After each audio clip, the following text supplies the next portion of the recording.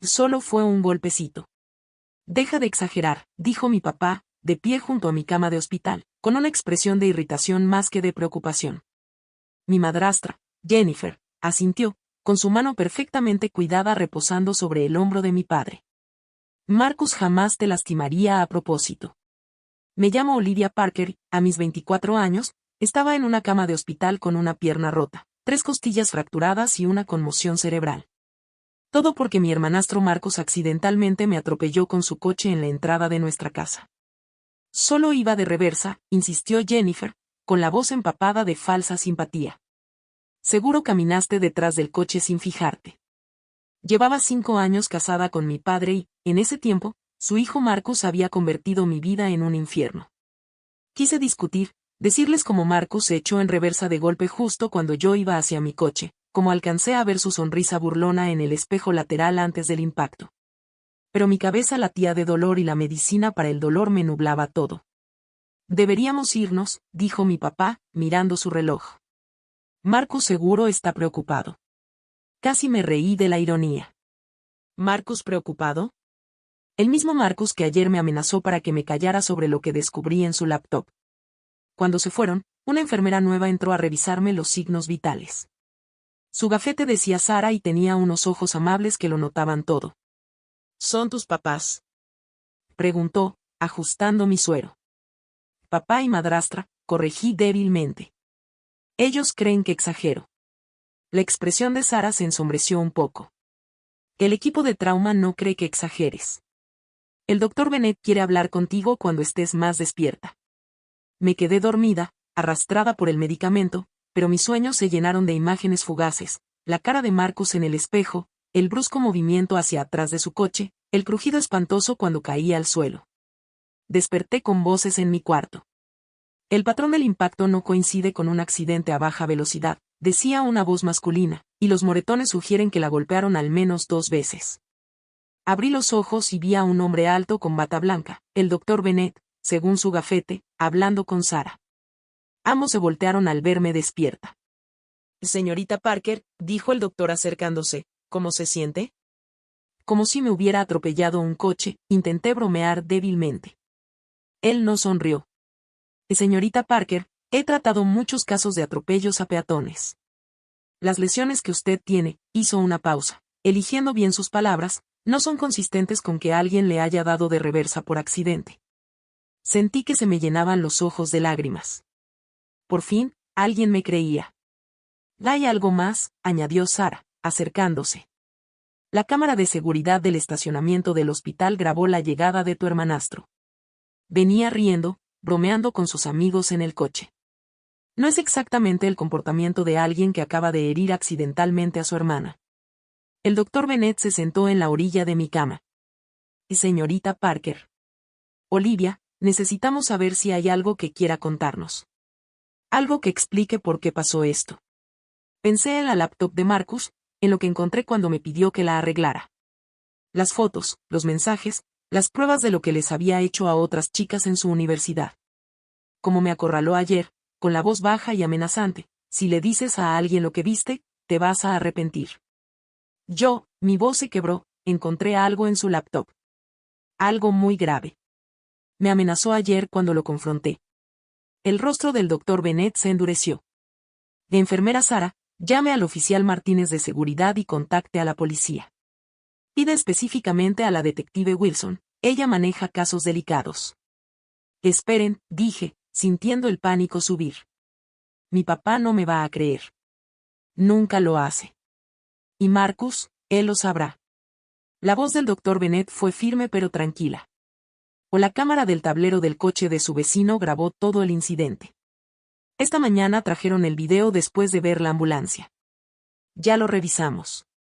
Esto no fue un accidente, esto fue un intento de homicidio con vehículo. Sentí que el mundo se movía ligeramente bajo mis pies. Había pruebas. Pruebas reales. Pero eso no es todo, añadió Sara.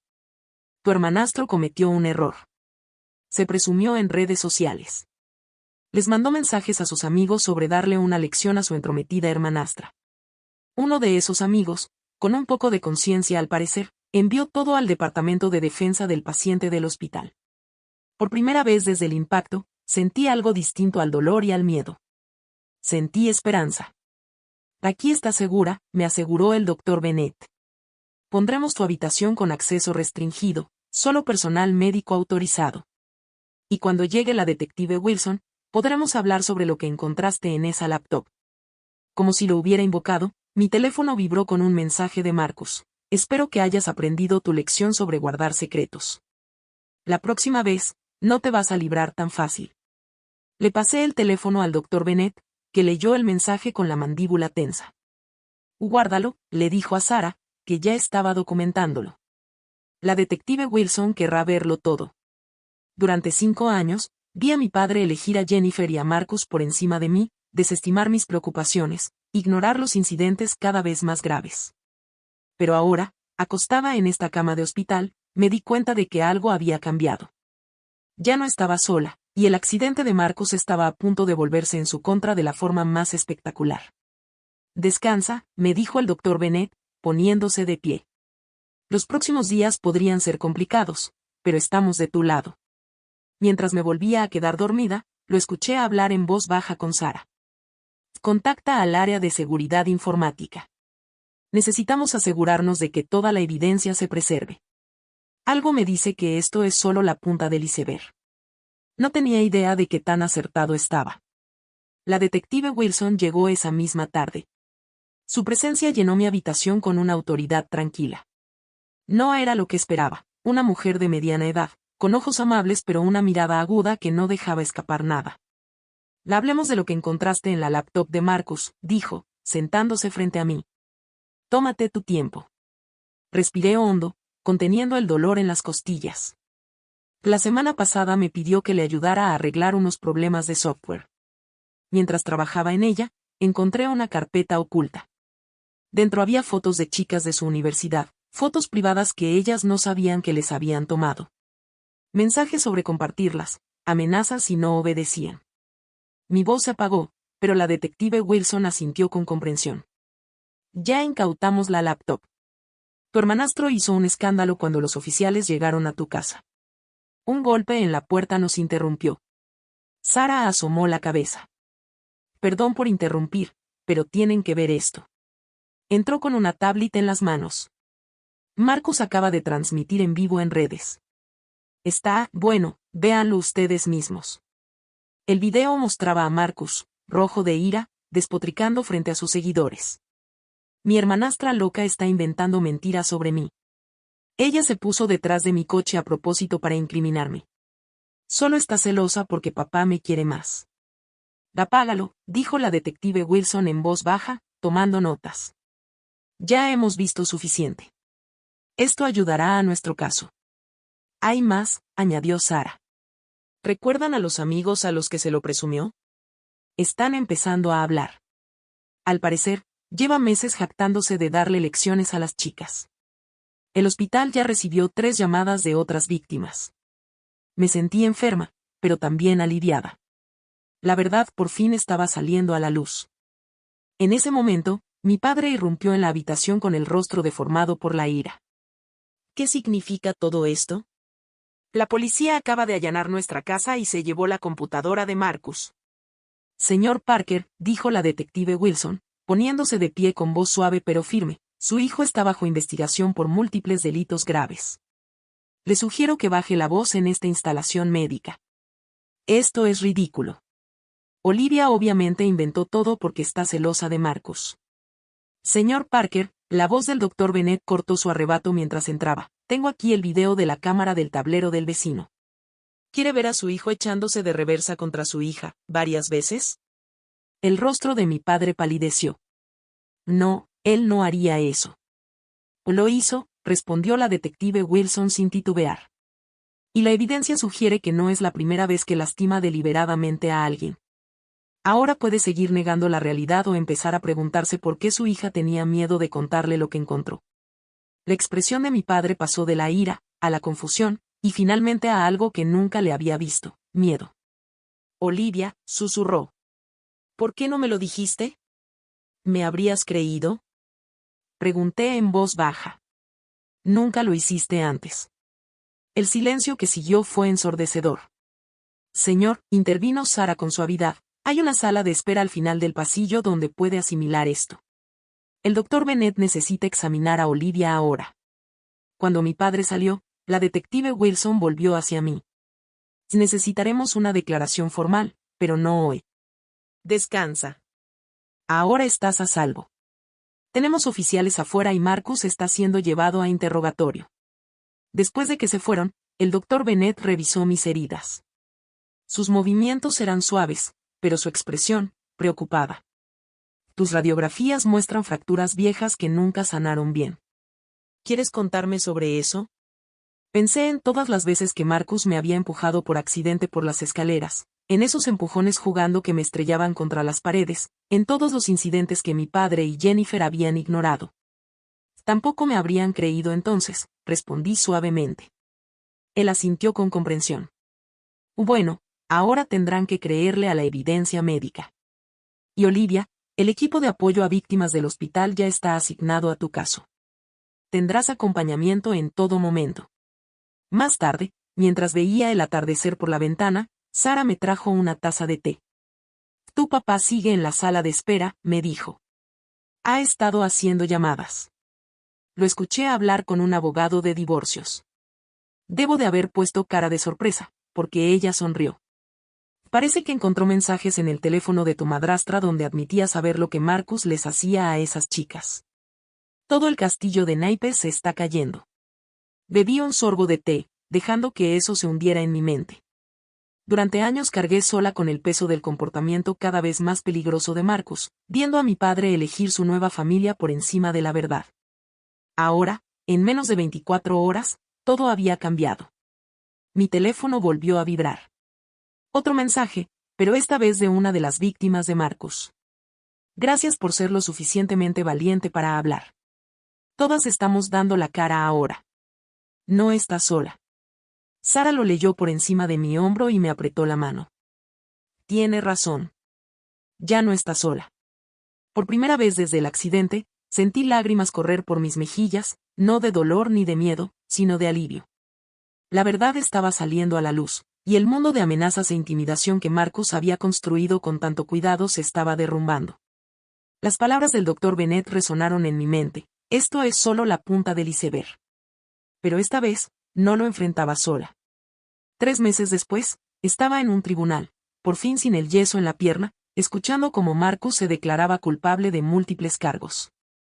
La detective Wilson había armado un caso irrefutable, combinando el video de la cámara del tablero, las pruebas de redes sociales y el testimonio de más de una docena de víctimas que finalmente encontraron el valor para hablar. Jennifer no estaba presente, ella huyó del estado cuando salió a la luz evidencia de que ayudó a encubrir los crímenes de Marcus. Mi padre estaba sentado a mi lado, un hombre muy distinto al que había estado en mi habitación de hospital desestimando mis heridas. 10 años, me dijo la detective Wilson después de la sentencia. Sin posibilidad de liberación anticipada y con terapia obligatoria. El juez quiso ponerlo como ejemplo. Observé cómo se llevaban a Marcus. Ya no era el bravucón confiado y burlón que intentó matarme, sino un joven pálido y asustado que ahora enfrentaba las consecuencias de sus actos. ¿Tú hiciste esto?, me susurró Sara desde el otro lado. Había tomado días personales para acompañarme durante el juicio. Rompiste el ciclo. Mi padre carraspeó. Olivia, comenzó, con la voz áspera por la emoción. Sé que ya te lo he dicho, pero lo siento mucho. Debí protegerte. Debí darme cuenta. Sí, debiste, respondí en voz baja. Pero estás aquí ahora. Los cambios en mi vida desde aquel día en el hospital habían sido profundos. El equipo de apoyo a víctimas me ayudó a encontrar una terapeuta especializada en trauma familiar. Mi padre, después de divorciarse de Jennifer, comenzó a asistir a terapia conmigo, reconstruyendo poco a poco la confianza que había destruido. El doctor Bennett se volvió un visitante frecuente durante mi recuperación, cuidando de mí mucho después de que salí del hospital. A veces me decía: o basta con que una persona te crea para que todo cambie. Afuera del tribunal, los reporteros esperaban con cámaras. El caso de Marcus había ganado atención nacional, generando conversaciones sobre la violencia familiar y la importancia de creerle a las víctimas. Había recibido cientos de mensajes de personas que compartían historias similares y me agradecían por hablar. Señorita Parker, me llamó un reportero, ¿qué opina sobre la sentencia? Hice una pausa antes de responder. La justicia no es solo castigo, dije al final. Es romper el silencio.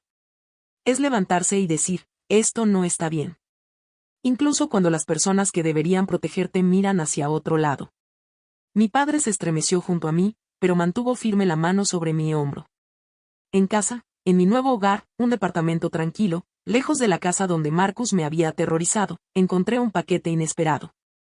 Venía de la universidad donde Marcus había encontrado a sus víctimas. Dentro había una carta formal. Estimada señorita Parker, su valentía al presentarse ha llevado a cambios significativos en nuestros protocolos de seguridad y de denuncia. Sería un honor que considerara hablar en nuestro próximo simposio de seguridad estudiantil. Sara, que había venido a celebrar el final del juicio, leyó la carta por encima de mi hombro. Deberías hacerlo, me dijo. Tu historia podría ayudar a muchas personas. En nuestra historia, la corregí. No estaría aquí sin ti y sin el Dr. Bennett creyéndome ese día.